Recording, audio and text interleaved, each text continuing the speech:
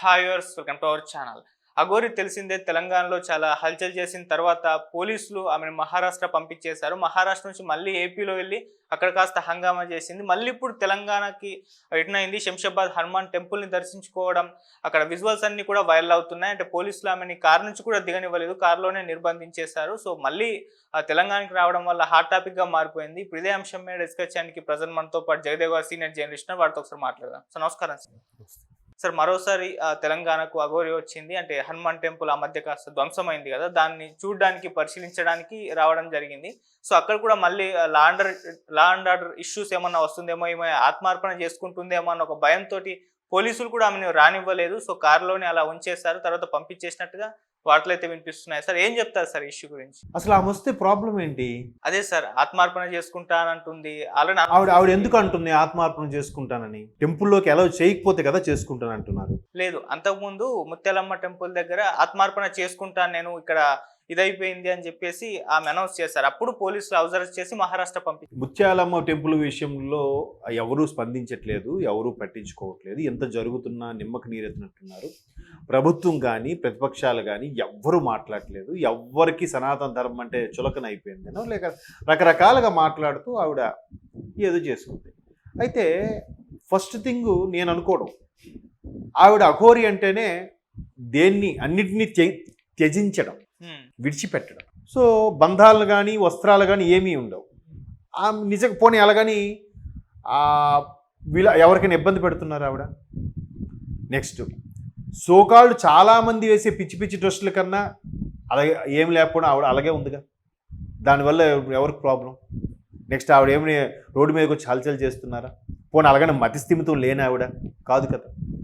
ద్రాక్షారామం వెళ్తే అక్కడ కూడా కొంతమంది భక్తులతో అడ్డుకున్నారంట. ఏంటి మీ ప్రాబ్లం?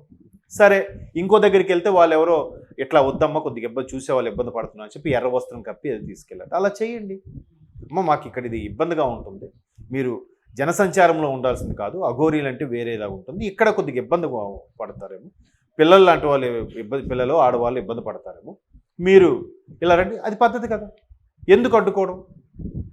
సో అక్కడ చెప్పింది. తర్వాత నన్ను ఎలా చేయకపోతే నేను ఆత్మార్పణ చేసుకుంటాను కూడా ఆవిడ మళ్ళీ కంటిన్యూ చేశారు. మహారాష్ట్ర అనుకున్నారు కానీ మరలా ఏపీలో ఇదయ్యారు. ఏపీలో కూడా ఎవరో ప్రముఖులు కలుద్దాం అనుకున్నారో ఆవిడ దర్శనాలు ఆవిడ చేసుకుంటున్నారు. నెక్స్ట్ ఎక్కడికి వెళ్ళినా ఆవిడ నేను వస్తున్నాను అని చెప్పి ఎవరికైనా అనౌన్స్మెంట్ ఇస్తున్నారా? లేదు కదా. మరి పోలీసులకి ఎలాగ ముందుగా సమాచారం తెలుస్తుంది? వీళ్ళు వెళ్ళి ఆవిడ ఎందుకు అడ్డుకుంటున్నారు? ఈ పాయింట్ ఎవరు ఎందుకు మాట్లాడలేదు? ఆవిడేం చెప్తున్నారా? లేదా ఆవిడ కథలకి మీద ఒక నిఘా ఉంచారా? మేబీ ఇన్ఫార్మర్స్ ద్వారా, ఇంటెలిజెన్స్ ద్వారా డిపార్ట్మెంట్ వాళ్ళు గ్యాదర్ చేసుకొని ఆవిడ ఎక్కడికి వస్తే అక్కడ చెక్ పెట్టడానికి, కట్టడి చేయడానికి ప్లాన్ చేస్తే చేస్తుండొచ్చుగాక. సో జనం గుమిగూడుతున్నారు కదా అని చెప్పి జనాన్ని చెదరగొడతారు కదా. మరి కొన్ని సందర్భాల్లో ఎవరైనా రోడ్ షోలు గట్రా చేసినప్పుడు జనం గుమిగూడారనేది చెప్పి ఇబ్బంది పెడుతున్నప్పుడు వాళ్ళకి జనాల్ని చెదరగొడతారు కదా. మరి అలా జనాల్ని చెదరగొట్టకుండా వీళ్ళని ఎందుకు కట్టడి చేస్తున్నారు? అవునా? సో ఆవిడ మళ్ళీ పక్కనే ఆ పెట్రోల్ ట్యాంక్ పెట్టుకొని నన్ను ఎలా చేయకపోతే ఆత్మార్పణ చేసుకుంటా అని అంటున్నారు. ఎందుకు అంత న్యూసెన్స్ చేస్తుందా ఆవిడ? వీళ్ళే చేస్తున్నారా అనేది డౌట్గా ఉంది నాకు. అంటే ఇప్పుడు ఆవిడ ఏదైతే సనాతన ధర్మం గురించి లేదంటే హిందూ దేవాలయాల గురించి జరుగుతున్న అన్యాయం మీద మాట్లాడడానికో అరికట్టడానికో వచ్చింది. మొదట 1 వీక్ వరకు ఇదే నెటిజన్స్, ఇదే సోషల్ మీడియా వేదికగా ప్రజలందరూ ఆదరించారు. ఆవిడ ఒక్కరైనా మాట్లాడుతున్నారు, ఎవరు మాట్లాడే మగాడే లేడారా బాబు, రోడ్డు మీదకి రావట్లేదు అన్నట్టు మాట్లాడారు.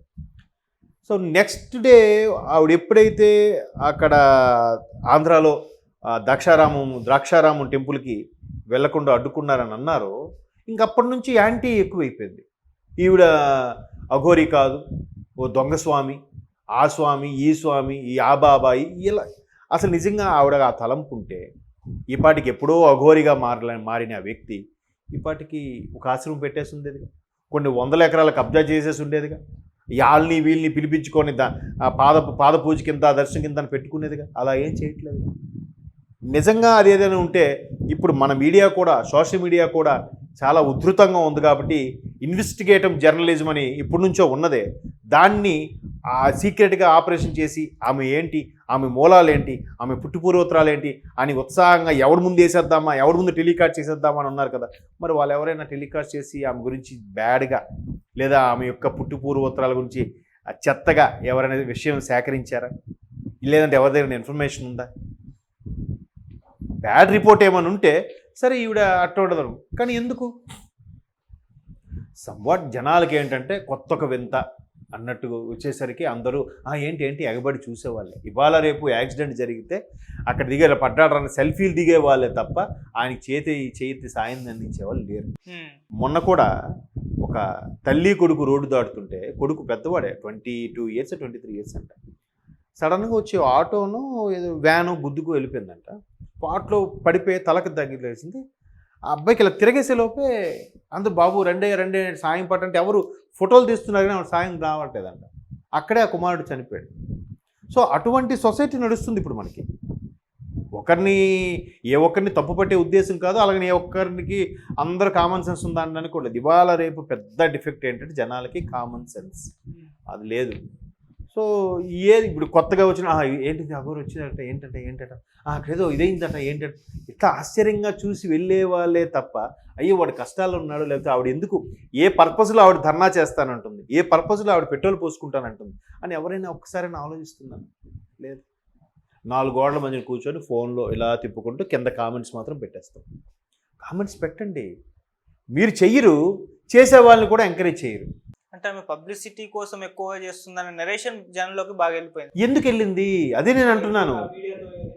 ఎక్కడిచ్చింది ఆవిడ? ఎక్కడ? అన్ని ఛానల్లో ఇంటర్వ్యూ ఇచ్చారు. ఎప్పుడమ్మా మీరు వెళ్ళి మీ ఛానల్స్ వాళ్ళు ఎగబడితే ఆవిడిచ్చారా? ఆవిడ స్వయంగా ఛానల్స్కి వచ్చి నేను ఇంటర్వ్యూ ఇస్తాను తీసుకోండి అన్నదే లేదు. ఒక ఛానల్కి వెళ్ళి ఇంటర్వ్యూ చేసిన తర్వాత అరే వాడు చేసాడరా మనం చెప్పేది బాగుంది వీడు వెళ్తే అప్పుడు ఆవిడ వచ్చారు. ఏమ రైట్? ఆవిడగా రాలేదుగా. ఆవిడ ఏ ఛానల్ ఎక్కడుందో తెలుస్తుందా? ఇవాళ ఒక్క హైదరాబాద్లోనే తెలుగులోనే 1,00,000 ఛానల్స్ ఉన్నాయి. మీకు తెలిసే విషయం? నాకు తెలిసి ఇంకెక్కువ ఉన్నాయేమో నాకు తెలియదు. ఇలా రెగ్యులర్ కాకుండా ఉన్నవి ఇంకొక 1,00,000 ఉంటాయి. ఎవరు? ఒక్కొక్కరు ఇళ్లలో పెట్టుకుని నడిపించేవాళ్ళు, డొమెస్టిక్ పర్పస్లో ఫోన్లో నడిపించేవాళ్ళు. అరే వాడు చేశాడరా మనకు కూడా 1 million views కావాలని వీడు తెచ్చు, వాడు పిలిచి వీడు పిలిచి. ఎందుకట్లా? ఎవరు చేశారు అట్లా? ఎవరు బాధ్యులు? సో ఏ టాపిక్కి వెళ్ళినా నాకు అనిపించేది ఏంటంటే అల్టిమేట్గా మారాల్సింది ప్రజలే కాదంటారా? ఖచ్చితంగా ప్రజలే. ఇప్పుడు ఎదురుగా వస్తున్నప్పుడు రాంగ్ రూట్లో వెళ్ళిపోతాడు, వీడి ముందు వెళ్ళిపోవాలని ఇంకా జామ్. ఆ రాంగ్ రూట్లో వచ్చినాడు ఎవడు? మనలో ఒకటేగా. స్ట్రైట్గా ఒకే లైన్లో ట్రాఫిక్లో వెళ్ళేదేవుడు మనలో ఒకటే. మళ్ళీ ట్రాఫిక్ రూల్స్ దారుణం అబ్బా, ట్రాఫిక్ బేబర్స్ అబ్బా, పోలీసులు సరిగ్గా చేయరబ్బా, పొలిటీషియన్స్ అధికారులు ఎందుకు అంటారు? మనమే కరెక్ట్గా లేము. సో అదే లాజిక్, అదే ఎగ్జాంపుల్ ఈవిడ విషయంలో కూడా వర్తిస్తుంది. ఆవిడ ఎవరిని న్యూసెన్స్ చేయట్లేదుగా. నిజంగా ఆమెకు మధ్యప్రదేశ్ అనుకుందాం కాసేపు, న్యూడ్గా ఉన్నప్పుడు సిగ్గుపడకుండా పిచ్చిగా బిహేవ్ చేస్తారు కదా. పోనీ ఒక సెన్స్లో ఉన్న వ్యక్తి న్యూడ్గా ఉంటే సిగ్గు బిడియం వస్తాయిగా. అవేవి లేవంటే మన స్థాయికి మించి ఆవిడ ఉన్నట్టనే కదా. అన్నీ విడిచిపెట్టిన వాళ్ళకి అవేం ఉండవు కదా. ఒక భగవద్ ఇప్పుడు కుంభమేళ నెక్స్ట్ రాబోయే రోజుల్లో వస్తుంది.